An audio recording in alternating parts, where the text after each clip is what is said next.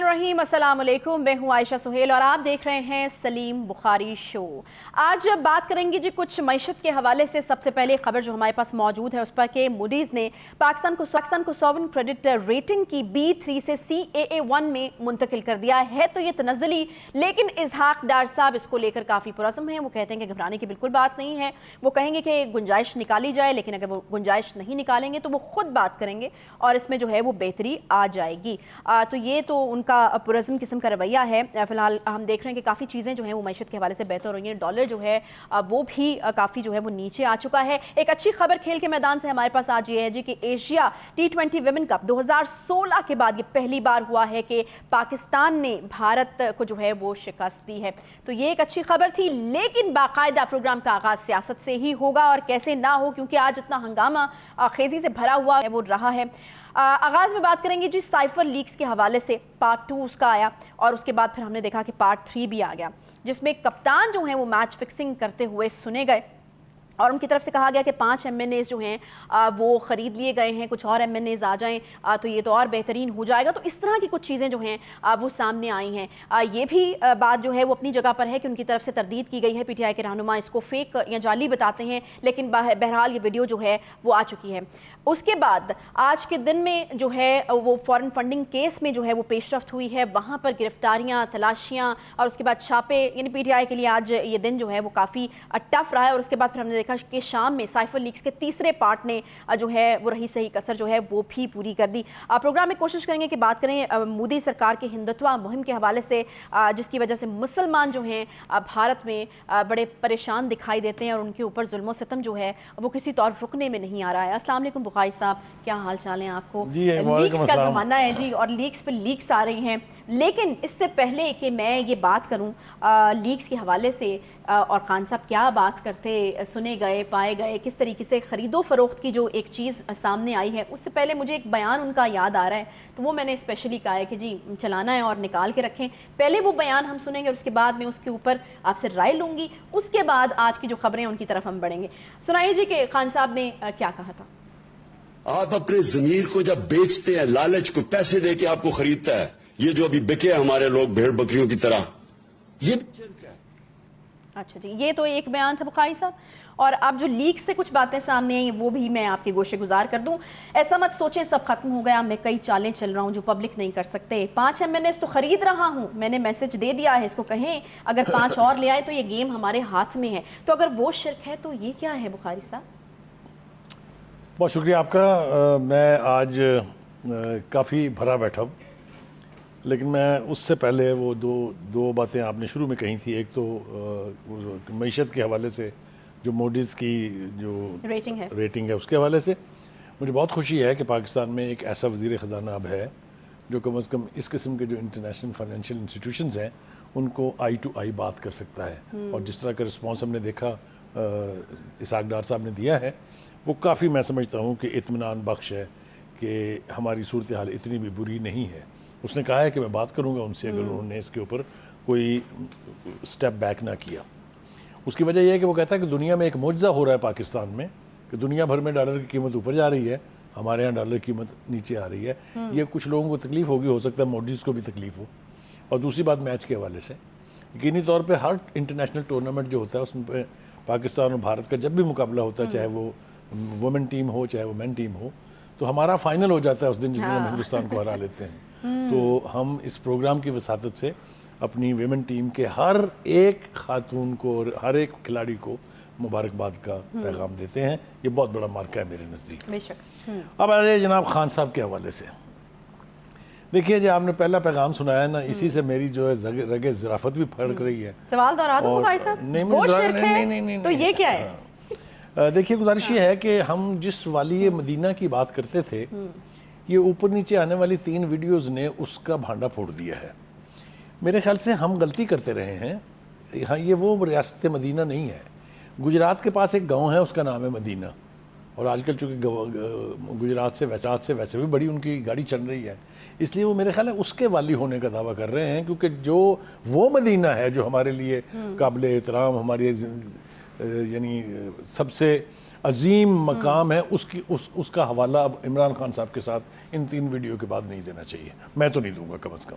تو وہ گجرات کے ریاست مدینہ کے والی ہونے کا دعویٰ کریں، اس مدینہ کے اوپر رحم کریں خدا کے واسطے، وہ مسلمانوں کے لیے بڑی مقدس جگہ ہے، اس کا جو ہے احترام وہ کسی طرح کم نہیں ہونا چاہیے ان کے ان جعلی بیانوں سے۔ اب آ جائیے یہ شرک والی بات پہ، ان کی ویڈیوز ان کی اپنی زبان سے وہ کہہ رہی ہے کہ میں بار بار شرک کر رہا ہوں۔ اگر ان کی بات مان لی جائے کہ ضمیر بیچنا اور خریدنا یہ شرک ہے، تو اس کا سب سے بڑا جرم خود خان صاحب نے کیا ہے اور اس کا اقرار بھی کیا ہے۔ دیکھیے گزارش یہ ہے کہ یہ جو سبق دینا ہے نا لوگوں کو، بلکہ جس کو اب یہ کہنا چاہیے کہ گمراہ کرنا ہے جو لوگوں کو، یہ نوجوانوں کو جس راہ پر ڈال دیا ہے خان صاحب نے، وہ ان کے گلے پڑنے والی ہے۔ ایک دن میری بات یاد رکھیں آپ کہ جھوٹ جو ہے اس کے چلنے کی ایک حد مقرر ہے، اس کے بعد جب سچ کا وقت آتا ہے یا سچ اپنا رنگ دکھانے لگتا ہے تو پھر راستہ نہیں ملتا فرار کا کوئی۔ خان صاحب کو تیار ہونا چاہیے اس کے لیے۔ اوپر نیچے آنے والی 3 ویڈیوز میں 2-3 باتیں کلیئر ہو گئی ہیں۔ ایک تو یہ کہ 27 مارچ کے اس جلسے سے وہ لہرانے والا کاغذ وہ ڈرامہ بے معنی ہے۔ یہ دوسری بات یہ کہ خان صاحب یہ کہا کرتے تھے، نقلیں اتارا کرتے تھے نواز شریف کی، مجھے کیوں نکالا، مجھے کیوں نکالا۔ تو مجھے یہ بتائیں کہ یہ پچھلے 5 مہینے سے کیا کر رہے ہیں؟ اتنا رونا دھونا اور ماتم تو نہیں کیا تھا نواز شریف نے، اس نے 2 جلسے کیے تھے نا جی ٹی روڈ کے اوپر، لیکن یہ جو پچھلے آہو پکار ہم سن رہے ہیں کہ میں ہوں تو اقتدار ہے، میں ہوں تو حکومت ہے، میں ہوں تو پاکستان ہے، یہ ان کو آنا چاہیے باہر اس میں۔ اچھا بخاری صاحب، دوسری سائڈ کا ورژن بھی تو آنا چاہیے نا۔ وہ لوگ کہہ رہے ہیں کہ یہ آڈیوز جو ہیں یہ جعلی ہیں، فیک ہیں، مبینہ آڈیو جوڑ کر بنائی گئی ہے۔ اسد عمر صاحب یہ کہہ رہے ہیں آوازیں جوڑ کر آپ این آر او کو جائز ثابت کریں گے؟ یہ سوال فواد چودھری صاحب نے بھی کیا ہے، تو وہ تو کہہ رہے ہیں کہ یہ اصلی نہیں ہے، صحیح نہیں ہے۔ یہ سارے لوگ جو ہے نا میرے نزدیک عقل سے آ رہی ہیں۔ دیکھیے یہ خان صاحب ٹھیک کہہ رہے ہیں کہ ویڈیوز کیسے بنائی جاتی ہیں، کیونکہ ان کے پاس تو اس کا ایکسپرٹ ہے، آڈیوز بھی کیسے بنائی جاتی ہیں۔ اگر آپ کو یاد ہو بشرا بی بی جو ارسلان خالد کو جو ہدایات دے رہی تھی، اور کیا تھی، اس کو یہ کر دو، اس کو یہ کر دو، اس کو اس سے جوڑ دو، اس کا غداری کا بیانیہ بنا دو، تو وہ خان صاحب اس حد تک تو ٹھیک کہہ رہے ہیں کہ انہیں پتہ ہے یہ کیسے بنتی ہیں۔ بخاری صاحب دیکھیں، یہ اس امکان کو تو آپ رد نہیں کر سکتے نا کہ کوئی آڈیو جعلی ہو ہی نہیں سکتی، کیونکہ آج جلسے میں خان صاحب نے بھی جو ہے میاں صاحب کی ایک آڈیو چلائی ہے۔ وہ بہت ہی بھونڈی حرکت ہے کہ نواز شریف صاحب اپنے مخالفت میں خود بیان دے رہے ہیں۔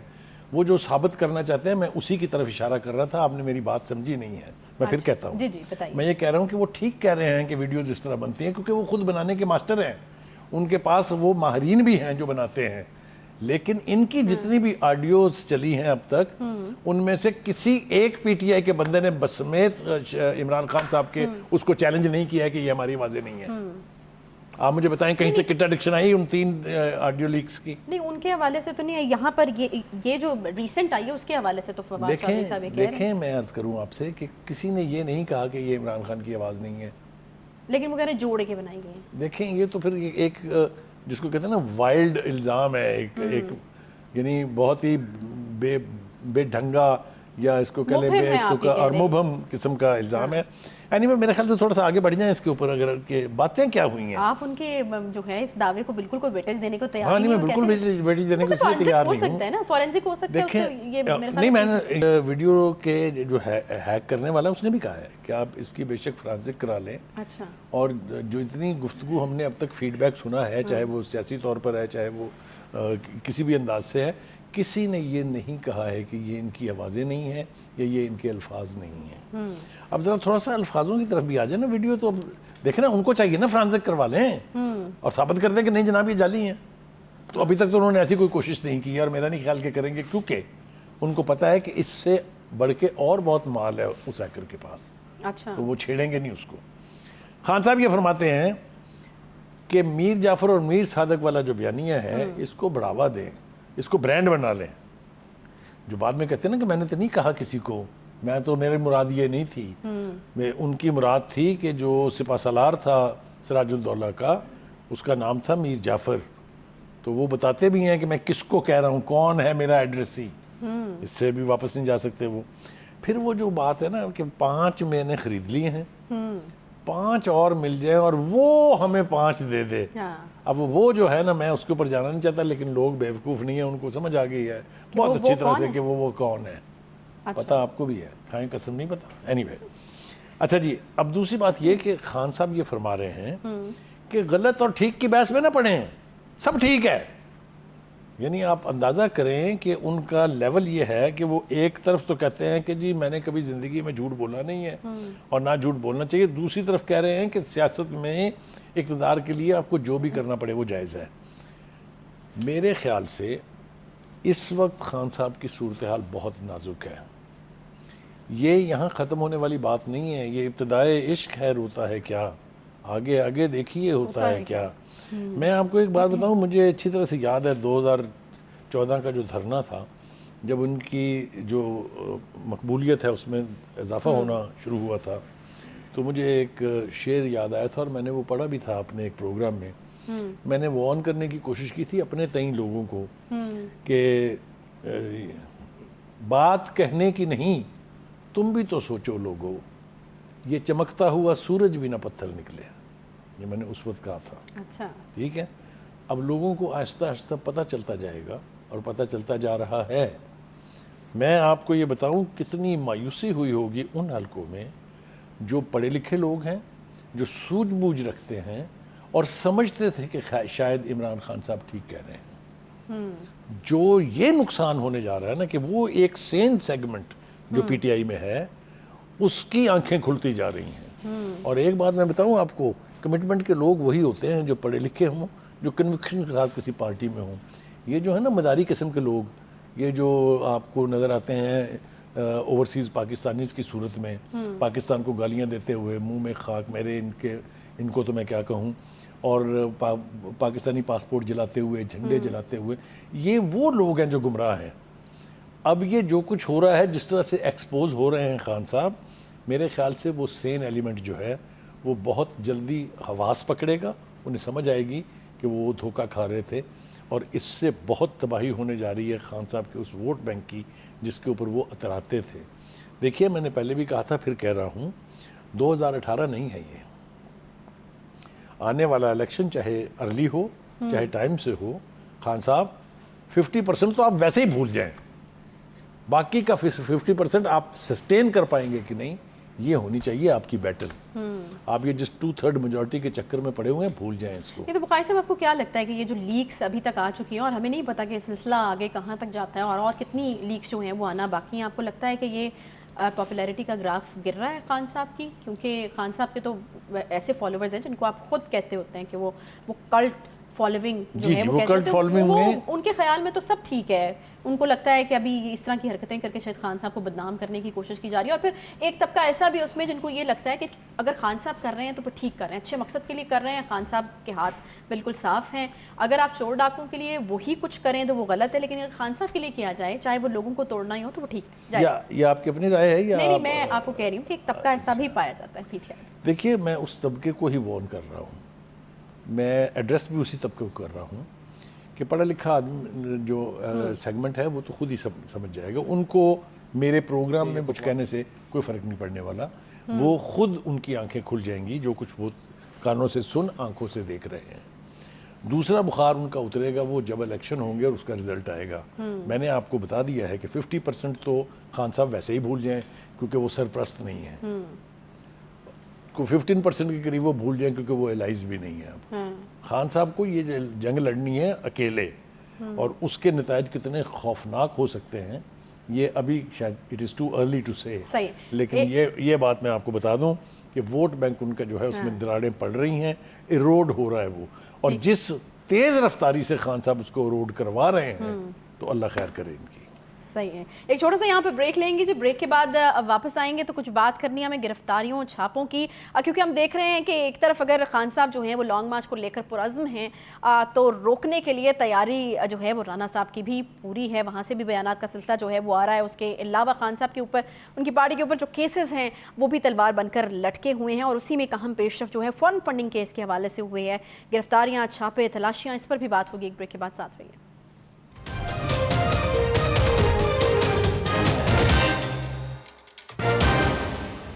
वेलकम बैक जी। फॉरेन फंडिंग केस के हवाले से हमें बात करनी है। वहाँ पर जो है मामला काफ़ी गर्म होता हुआ हमें दिखाई दे रहा है। ऐसा लग रहा है कि इमरान खान साहब की लॉन्ग मार्च से पहले शायद कुछ ऐसी गिरफ्तारियाँ हो सकती हैं, या फिर जो है वो केसेस में एक तेज़ी आती हुई हमें जो है वो नज़र आ रही है। तो इसका क्या फ़र्क पड़ेगा ये भी पूछेंगे बुखारी साहब से। लेकिन उससे पहले बुखारी साहब, ये जो खान साहब ने स्टेटमेंट दिया है ये वाकई अलार्मिंग है। अब आप इसको जिस तरीके से भी लें, लेकिन वो कहते हैं कि 4 लोगों ने मुझे मरवाने का फ़ैसला किया है और मुझे कुछ हुआ तो टेप रिलीज़ होगी। इसका जिक्र वो पहले भी कर चुके हैं। वो कहते हैं कि इनमें से 4 लोगों के नाम पूरी कौम के सामने आएंगे और इन 4 लोगों को मेरी कौम कभी माफ़ नहीं करेगी। और साथ में एक जगह मैंने ये भी पढ़ा है, मैं जब रिसर्च करी थी तो मैंने ये भी पढ़ा है कि वो ये कहते हैं कि फिर कहा जाएगा कि किसी मजहबी जुनूनी ने ये काम किया है। तो यहाँ तक तो उन्होंने कह दिया।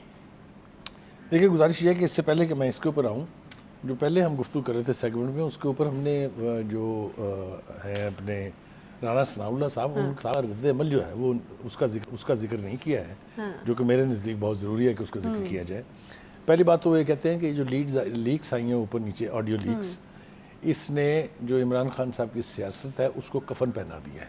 अच्छा, इस्तिलाह बड़ी खौफनाक है, लेकिन बहरहाल उन्होंने कहा। दूसरी बात उन्होंने कही, वार्न किया है लोगों को कि जो फितना खान है किसी वक्त भी कौम को किसी हादसे से दो चार कर सकता है। और तीसरी बात ये कि सबको चोर चोर डाकू डाकू कहने वाले का अपना फेस गोगी है। और last but not the least उन्होंने ये कहा कि इस्लामाबाद पर चढ़ाई के हवाले से 2 तजावीज़ इस वक्त ज़ेर गौर हैं, इन दोनों में से एक भी मंजूर हो गई तो लग पता जाएगा खान साहब को। देखिए, ये जो धमकियाँ दे रहे हैं इजलास में, पहली बात तो इस हवाले से मुझे ये करनी है कि पूरी कौम जो है वो अभी तक उसको रिलीफ नहीं आया है जो सैलाब ने तबाही मचाई है। आप देख रहे हैं पूरी दुनिया इस वक्त पाकिस्तान के साथ है, सिवाय इमरान खान साहब और PTI के। उन्होंने इस बीच में जो 16-17 जलसे किए हैं और जो रकम उसके ऊपर खर्च आई है, वो जो सारी मेरे ख्याल से जो इन्होंने वो जो टेलीफोन के ऊपर टेलीथॉन करके पैसे वैसे लिए थे, वो सारे मेरे ख्याल है जलसों वलसों पर ही लग गए हैं। इसलिए कि वहाँ तो आपने देखा कल जो टीचर का मुजाहरा हुआ है, जो उनको तनख्वाहें नहीं मिली हैं 6-6 महीने से, ये है मॉडल सूबा जहाँ दूध की नहरें बह रही हैं। देखे ना, अब ये तो इल्ज़ाम तराशी। पहले आप कह रहे थे कि पैसे आए कोई नहीं, आप कहते हैं पैसे आए तो इन्होंने लगा दी जलसों पे। देखें, 2 दफ़ा टेलीफोन किया उन्होंने, दोनों दफ़ा उन्होंने कहा कि हमारे पास तो 10 अरब रुपया इकट्ठा हो गया है। तो आपने कहा कोई पैसे वैसे नहीं आए। मैंने इसलिए कहा था कि रिलीफ किसी को नहीं मिला एक पैसे का भी। अच्छा, वो सारे जलसों पर ही खर्च हो गए होंगे। मेरी बात के अंदर जो काट है वो आपने पकड़ी नहीं है कि जब लोगों को रिलीफ नहीं मिला है जिनके लिए वो पैसे आए थे, और जब वहाँ के लोगों को 6-6 महीने सरकारी मुलाजमों को तनख्वाहें नहीं मिल रही हैं, तो KPK में हो क्या रहा है। और वो जो वहाँ के कर्जे हैं वो कहाँ पहुँच गए हुए हैं कि KPK is almost at the brink of default. समझ रही हैं आप मेरी बात को? मैंने ये हवाला जानबूझ के दिया है कि जो पाकिस्तान पर हुक्मरानी का फिर ख्वाब देख रहे हैं, उनसे एक सूबा तो संभला नहीं है। एक सूबे में जो हाल हुआ है ये नज़र नहीं आता PTI के सपोर्टर्स को। ठीक है बुखारी साहब, आपकी सारी बातें अपनी जगह पर, लेकिन खान साहब की जान को खतरा है और आई एम कंसर्न। देखिए, ये पॉपुलर लीडर है इस वक्त। मैं इसको बिल्कुल डिनाई नहीं करता हूँ, ये होता है। इंटेलिजेंस एजेंसीज ने अपने बेनज़ीर भुट्टो साहिबा को भी 2 दफ़ा वार्न किया था कि आप ना करें जलसा ये, क्योंकि आपकी जान को ख़तरा है। सियासत में आने वाले लोगों के लिए ये एक आम सी बात है। ये जो है ना, ये कोई इसके लिए कोई साजिश वाजिश करने की ज़रूरत नहीं। सलमान तसीर का वाक़या हमारे सामने है। जो भी हुआ, हालात जो भी हों, लेकिन इस तरह के वाक़यात होते हैं। उससे पीछे चले जाएं आप तो हमारी हिस्ट्री भरी पड़ी है इस किस्म के। मतलब लियाकत अली ख़ान का मर्डर आज तक पता नहीं चला कि क्या हुआ था। खुदा ना करे कि ऐसा हो। ये हम ना सिर्फ ये कि हम ये नहीं चाहते हैं, हमारी दुआ है कि अल्लाह करे ऐसा ना हो। इमरान खान को अल्लाह ताला ज़िंदगी दे, क्योंकि मैं चाहता यूँ कि वो अपनी ज़िंदगी में अपना हश्र ज़रूर देखें जो होने वाला है अब।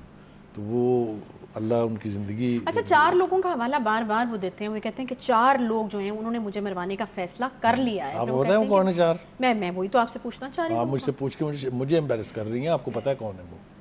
2 का नाम मैं बता देता हूँ, 2 का गेस करें आप। ये तो भी खान साहब ने भी नहीं बताया, हालांकि वैसे वो उनके देखें, एक राना सनाउल्लाह है, एक राना सनाउल्लाह है। याद है आपको अमेरिका का नहीं बताना क्या कि उन्होंने खुद ही बोल दिया था, तो वो बोल दिया करते हैं, लेकिन अभी तक जो है उन्होंने खुद से नहीं बोले उनके नाम। हाँ, मैं आपको बता देता हूँ ना कि 2 तो हो गए ना। एक तो शहबाज शरीफ साहब हो गए जो जिम्मेदार होंगे, एक राना सनाउल्लाह हो गया, और 2 जो है वो अब आप बाकी कुछ अपनी अकल का भी इस्तेमाल करें, मुझसे ना कहलवाएं तो बेहतर है वो।